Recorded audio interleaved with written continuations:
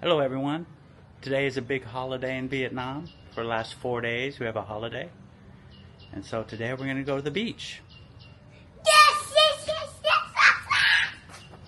Are you ready to go to the beach, Eli? Yes. Do you love the beach? Yes. Alright. See you when we get there. Alright guys, here we're at the beach. Say hi, Eli. Say hi. Right. Alright, let's go. Alright, yeah, it's been a holiday for the last 4 days here because of the 50 years anniversary of the ending of the war. So it's been a big thing here. Big celebration. There we got the happy wife. You know, here they come to the beach at like 6 in the morning to like 8 in the morning. Then during the day no one's here. Then they come back in the late afternoon when the sun's going down because the heat so bad, so hot. There we go, beautiful beach here. It's gonna get really crowded here in about a half hour. They have like bands on the beach. You see the stage there. It's a little bar here. Got seating on the sand. So yeah, here we go. It's really easy to park down here too. Your motorbike, very easy to park, not a problem. I like all the people. We have these kites. A lot of people down here. It's gonna be a bunch more too.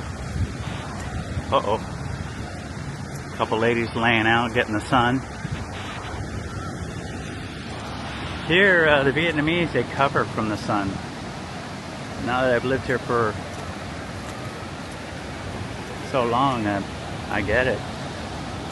I don't want to be, the sun is just too hot here. Everybody's red, torched red.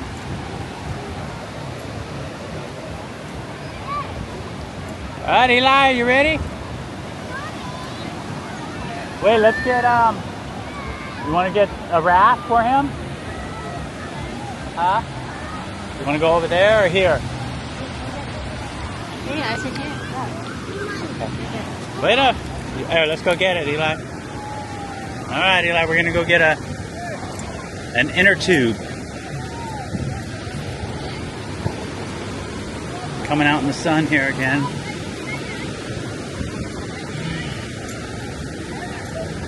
This lady rents us inner tubes. It's about 30,000, which is $1.25. So let's go see. Yeah, they rent them here for you, have them all ready for you. Old ladies call them G. Ciao, G. What's up? Where's the money, Eli? You got the money?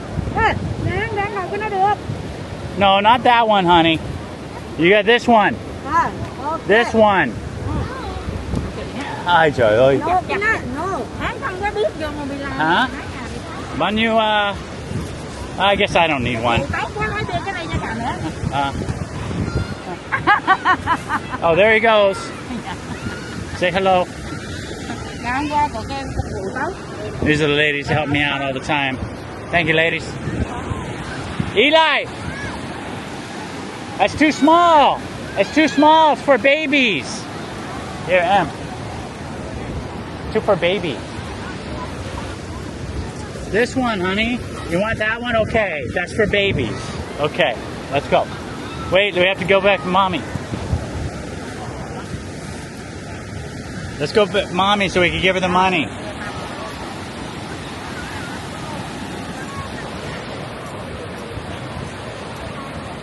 Eli!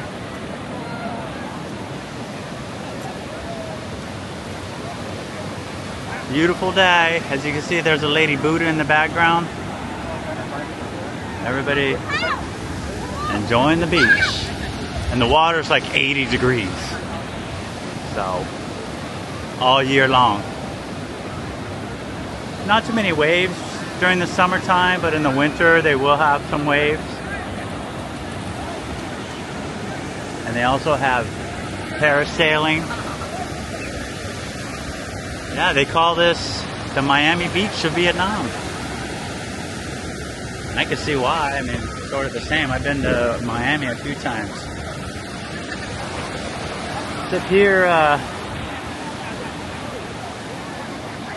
you know, the Vietnamese women, they're very conservative. You don't see any, rarely a bikini. It's usually one piece covered up. Yeah, they're very conservative, which is a good thing.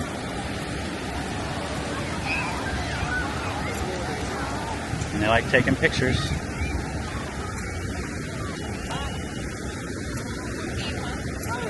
Gurryland!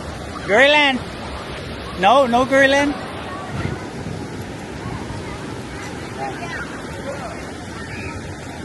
Where is she?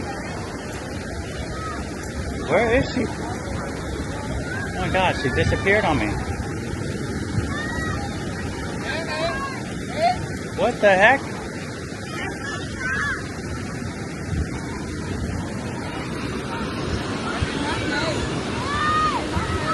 Oh, there she is.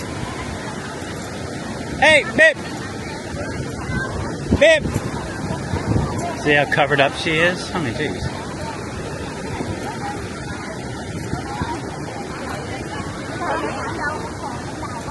What's up?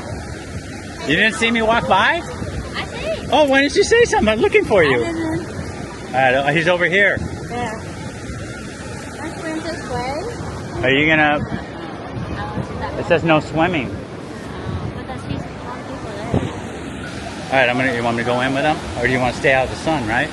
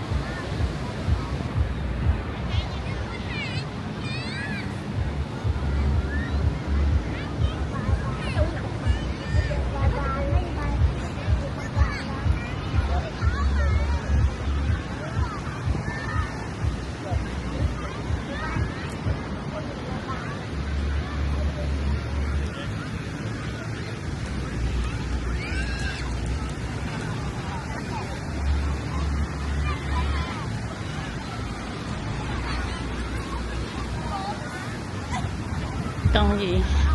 Con gấu.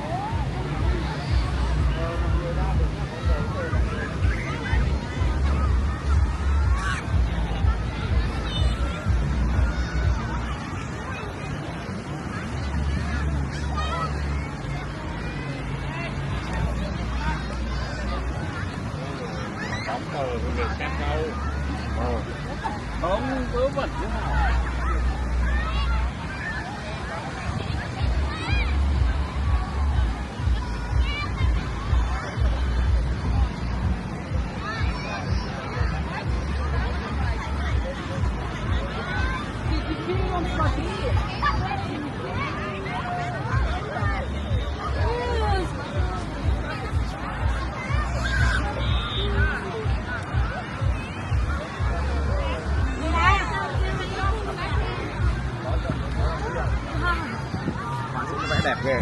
Bên mà Jerry này, cái kia chụp con nào?